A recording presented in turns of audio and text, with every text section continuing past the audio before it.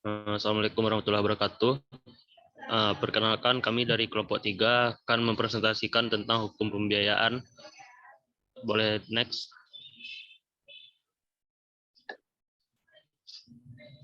Yang beranggotakan yaitu Nur Fadilah Cynthia Rosati, Reza Justisia, Fajar Adi Pramana Erwin, Adek Dwi Afifah, Fadil Ar-Raihan, Johari Satar, Kartika Rahmi dan Nilva, Hani Brilian Nehri, dan Muhammad Wahyu Ramadan.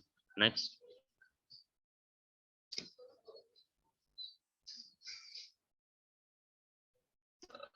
Presentasi kali ini akan membahas mengenai pembelian dengan pembiayaan secara angsuran. Next.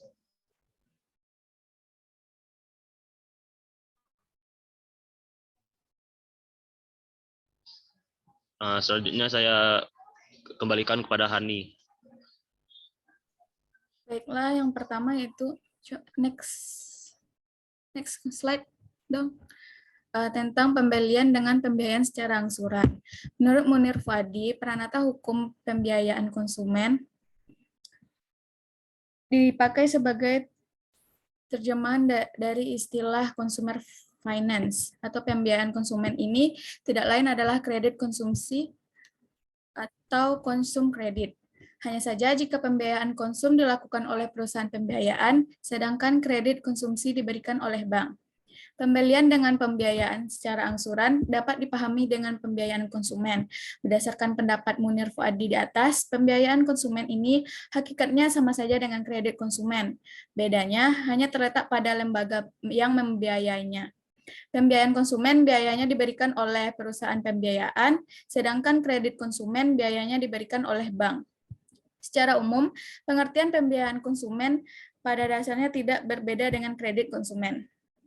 Sementara itu, menurut pendapat Kasmir, pembiayaan konsumen merupakan suatu kredit atau pinjaman yang diberikan oleh suatu perusahaan untuk debitur guna pembelian barang atau jasa yang akan langsung digunakan atau dikonsumsi oleh konsumen, dan bukan untuk tujuan distribusi atau produksi. Perusahaan yang memberikan pembiayaan seperti di atas disebut dengan perusahaan pembiayaan konsumen atau Customer Finance Company. Next. Pengaturan pembelian dengan pembiayaan secara angsuran. Hukum pembiayaan konsumen di Indonesia diatur dalam Peraturan Presiden Nomor 9 Tahun 2009 tentang Lembaga Pembiayaan dan Peraturan Otoritas Jasa Keuangan Nomor 28 Tahun 2014 tentang perizinan usaha dan kelembagaan perusahaan pembiayaan.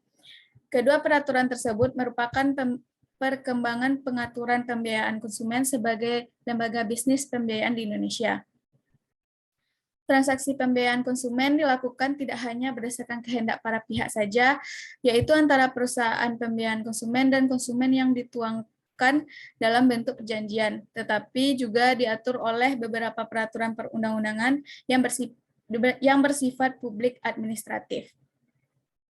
Abdul Qadir Muhammad Rilda Murniati berpendapat bahwa pembiayaan konsumen sebagai salah satu bentuk bisnis pembiayaan bersumber dari berbagai ketentuan hukum, baik perjanjian maupun perundang-undangan. Perjanjian adalah sumber hukum utama pembiayaan konsumen dari segi perdata, sedangkan undang-undang adalah sumber hukum utama pembiayaan konsumen dari segi publik. Dikembalikan kepada moderator.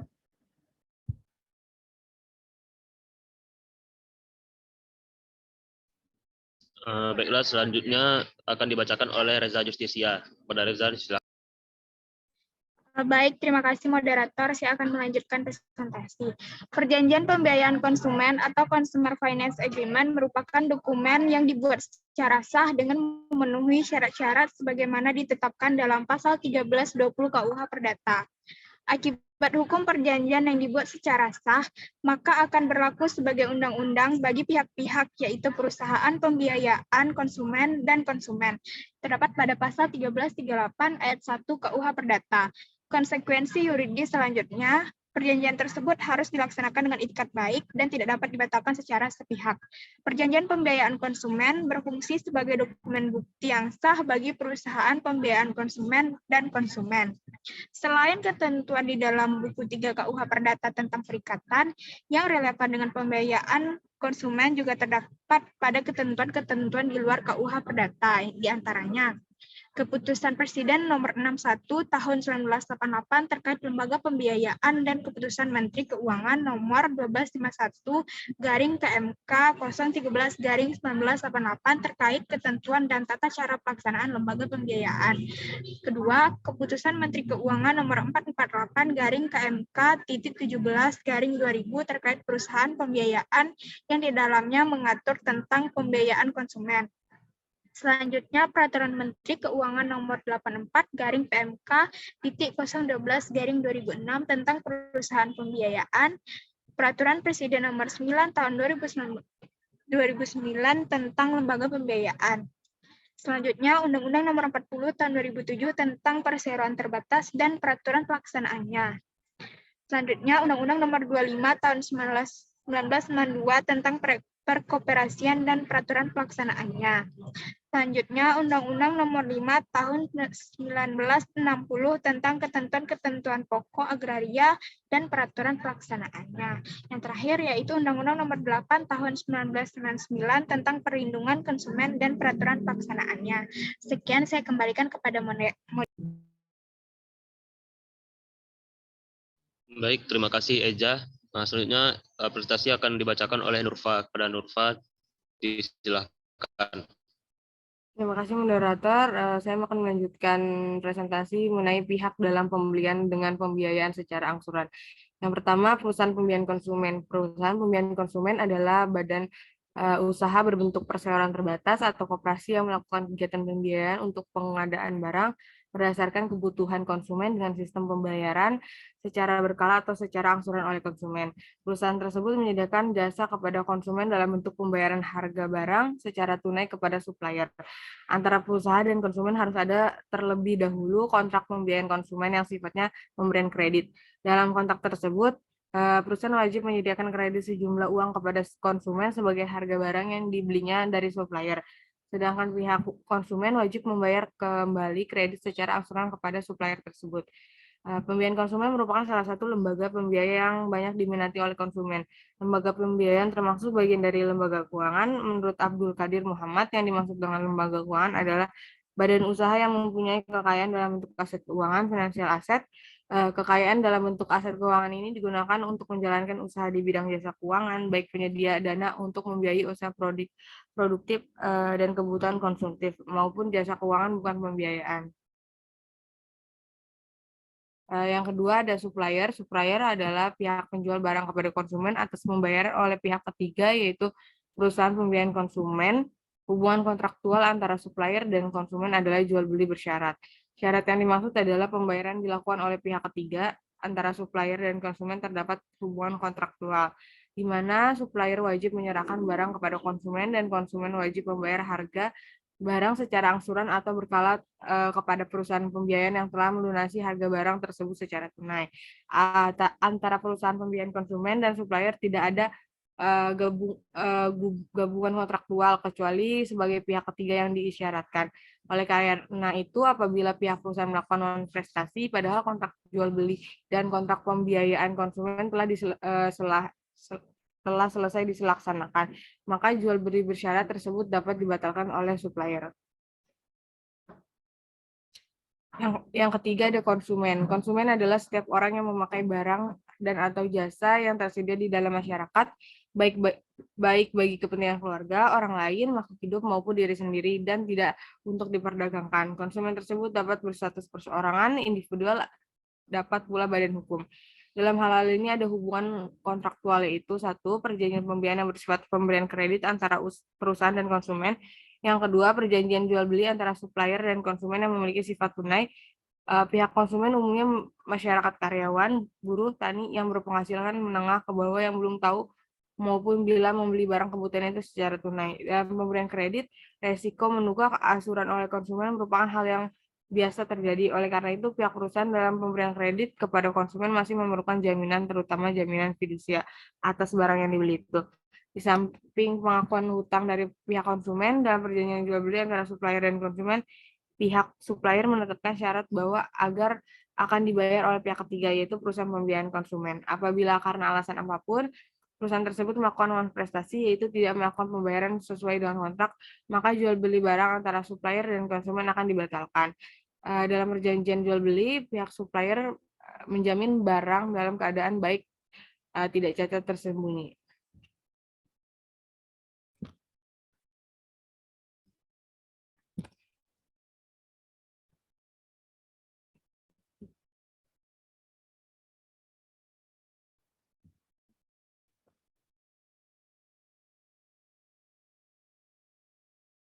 Baik, terima kasih Nurfa. Selanjutnya akan dilanjutkan oleh Wahyu. Kepada Wahyu Baiklah, terima kasih moderator. Saya Muhammad Ramadan izin untuk melanjutkan menerangkan submateri tentang manfaat pembelian dengan pembiayaan secara angsuran. Pertama, manfaatnya bagi perusahaan pembiayaan konsumen. Manfaat utama yang diperoleh dari perusahaan pembiayaan konsumen adalah penerimaan bunga dan biaya administrasinya. Tingkat bunga yang ditetapkan oleh perusahaan pembiayaan konsumen biasanya lebih tinggi daripada tingkat bunga kredit bank. Risiko yang ditanggung perusahaan pembiayaan konsumen relatif lebih besar daripada bank yang menyalurkan kredit dikarenakan perusahaan pembiayaan konsumen cenderung melakukan analisis terhadap kekayaan konsumen atau calon debitur dengan cara yang lebih sederhana. Analisis yang dilakukan dalam waktu yang cepat dan juga sepanjang kemampuan calon debitur cukup bisa diandalkan. Maka perusahaan pembiayaan konsumen biasanya tidak memberi syarat penyerahan anjungan tambahan. Selanjutnya, manfaat bagi supplier. Manfaat utama bagi supplier dengan adanya perusahaan pembiayaan konsumen adalah peningkatan daya jual. Daya beli dan kemampuan cash flow dari seorang calon konsumen yang akan membeli barang pada supplier itu sangat beragam. Konsumen tertentu berkemampuan membayar secara tunai. Di samping itu, dalam kenyataannya terdapat juga konsumen yang mempunyai niat untuk membeli barang namun tidak memiliki uang tunai. Perusahaan pembiayaan konsumen yang mempunyai niat untuk membeli barang namun tidak memiliki uang tunai, perusahaan pembiayaan konsumen menjembatani kepentingan konsumen semacam ini, sehingga penjualan barang oleh supplier tidak hanya dilakukan pada konsumen yang mempunyai dana tunai yang cukup. Apabila supplier melakukan penjualan dengan cara kredit, maka dana tunai akan diterima secara bertahap dan setelah dalam jangka waktu tertentu. Dengan adanya perusahaan pembiayaan konsumen, supplier dapat memperoleh pembayaran secara tunai dan secara angsuran konsumen dialihkan kepada perusahaan pembiayaan konsumen. Risiko tidak terbayarnya kredit konsumen yang semula ditanggung oleh supplier juga dapat dialihkan menjadi risiko perusahaan pembiayaan konsumen. Selanjutnya manfaat bagi konsumen. Manfaat utama bagi konsumen adalah kesempatan untuk membeli atau memiliki barang walaupun dana yang tersedia saat ini belum mencukupi untuk menutup seluruh harga barang atau jasanya. Apabila pembiayaan konsumen dibandingkan dengan kredit bank, maka pembiayaan konsumen mempunyai manfaat atau keunggulan lain bagi konsumen. Pembiayaan konsumen lebih unggul dibandingkan dengan kredit bank karena pembiayaan konsumen memiliki prosedur yang lebih sederhana dan proses persetujuan yang cepat. Dan juga pembiayaan konsumen juga tidak mensyaratkan penyerahan anjungan-anjungan tambahan sepanjang konsumen atau debitur cukup layak untuk dipercaya kemampuannya dan kemauannya untuk memenuhi kewajibannya. Baiklah, sekian dari penjelasan dari saya, dikembalikan kepada moderator.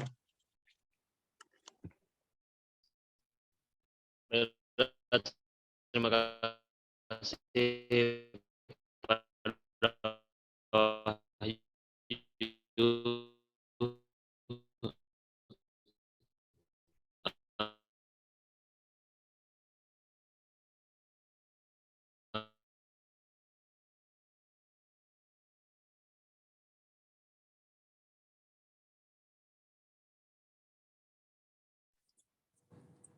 Baik, saya Adik Dwi Afifa izin melanjutkan presentasi dengan subbahasan jenis-jenis jaminan pembelian dengan pembiayaan secara angsuran. Pada dasarnya, perusahaan pembiayaan konsumen tidak menekankan dan mengutamakan pada aspek jaminan atau kolateral. Akan tetapi, karena pembiayaan konsumen merupakan salah satu lembaga bisnis, maka dalam kegiatan pembiayaan perusahaan pembiayaan konsumen tidak bisa dapat terkait dari unsur risiko. Oleh karena itu, di dalam praktik perusahaan pembiayaan konsumen akan meminta jaminan tertentu untuk mengamankan pembiayaan yang diberikan. Menurut Munir Fuadi, jaminan yang ada dalam pembiayaan konsumen sebenarnya memiliki prinsip yang sama dengan jaminan dalam kredit bank, khususnya kredit konsumen, yaitu jaminan pokok, jaminan utama, dan jaminan tambahan. Yang pertama, jaminan utama. Sebagai pembiayaan dalam bentuk kredit, jaminan utama adalah kepercayaan dari perusahaan pembiayaan atau kreditor kepada konsumen atau debitur bahwa pihak konsumen dapat dipercaya sanggup membayar secara berkala angsuran sampai lunas atau pembiayaan yang telah diterimanya. Jadi perusahaan pembiayaan konsumen di sini juga menerapkan prinsip-prinsip umum yang berlaku dalam kreditan. Prinsip-prinsip yang dimaksud adalah collateral, capacity, karakter, kapital, dan condition of economy. Yang kedua, jaminan pokok.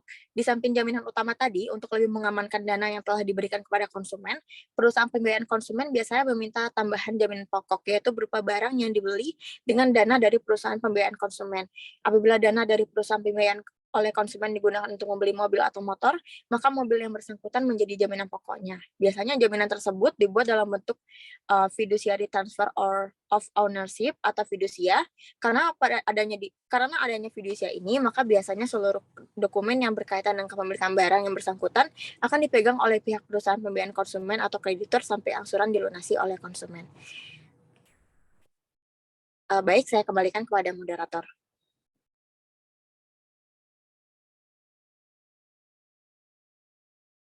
Baik, terima kasih Adek. Selanjutnya materi akan dilanjutkan oleh Fadil. Pada Fadil dipersilahkan. Baik, terima kasih kepada moderator.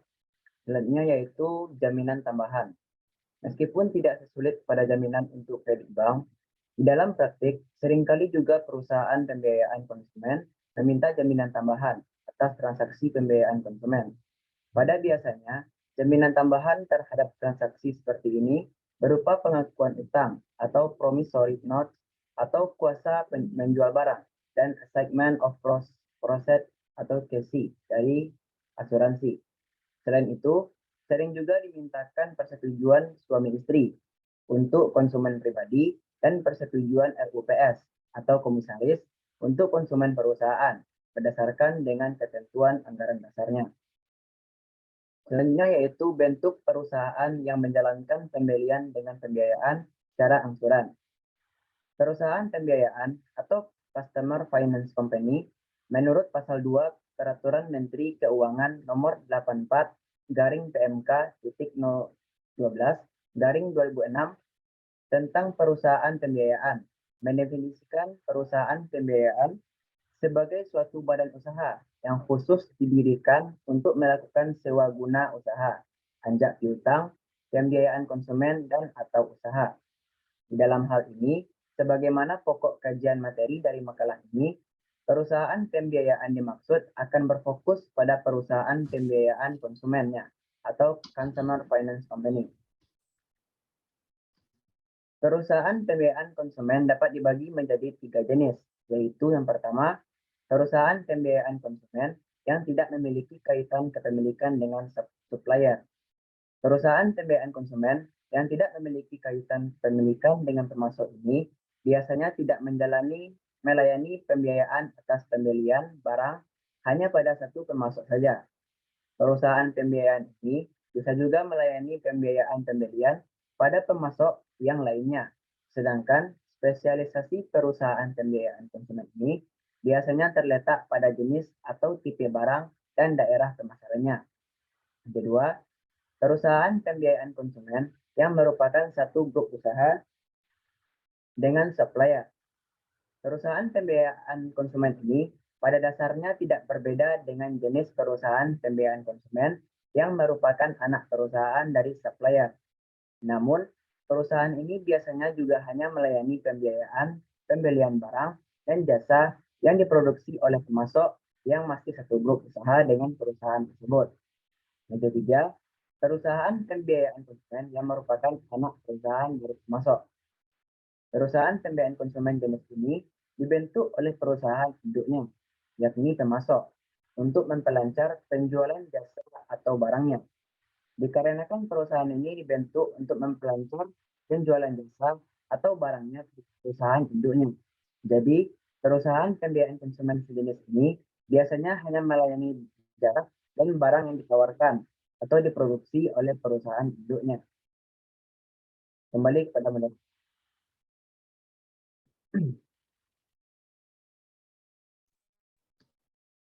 Baik, terima kasih Fadil. Selanjutnya kesimpulan dari presentasi ini yaitu pembelian dengan pembiayaan secara angsuran dapat dipahami dengan pembiayaan konsumen. Berdasarkan pendapat Munir Fuadi di atas, pembiayaan konsumen ini pada hakikatnya sama saja dengan kredit konsumen atau consumer credit. Bedanya hanya terletak pada lembaga yang membiayainya. Pembiayaan konsumen, biaya diberikan oleh perusahaan pembiayaan atau finance company. Sedangkan kredit konsumen, biaya yang diberikan oleh bank. Secara umum, pengertian pembiayaan konsumen pada dasarnya tidak berbeda. Next.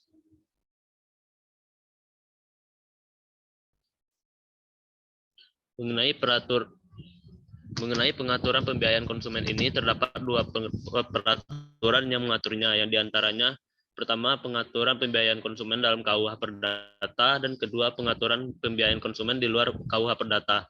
Menurut peraturan pembiayaan konsumen dalam KUH Perdata ini terdapat dua sumber hukumnya, yaitu berdasarkan asas-asas kebebasan berkontrak atau yang terdapat pada pasal 1320, lalu perundang-undangan KUH Perdata ini sendiri, yang diantaranya terdapat pada pasal 1457 sampai 1518 membahas tentang perjanjian jual beli bersyarat, dan pasal 1754 sampai 1773 membahas tentang perjanjian pakai habis.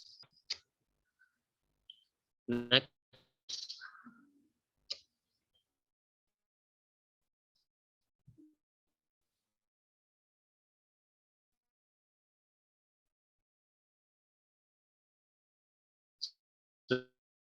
Selanjutnya, menurut peraturan pembiayaan konsumen di luar KUH Perdata yang diantaranya terdapat pada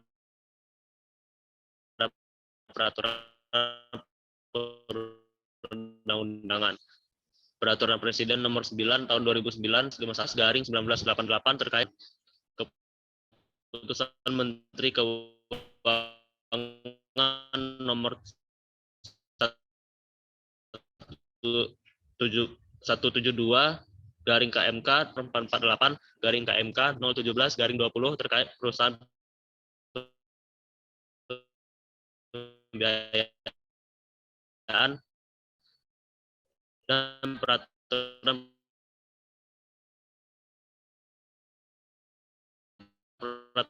lainnya. Next. Mungkin sekian presentasi dari kelompok kami. Saya Fajar Adi Pramana selaku moderator, mewakili teman-teman dari kelompok 3. Apabila ada salah kata dan salah ucapan, mohon maaf. Billahi taufik wal hidayah. Assalamualaikum warahmatullahi wabarakatuh. Waalaikumsalam warahmatullahi wabarakatuh.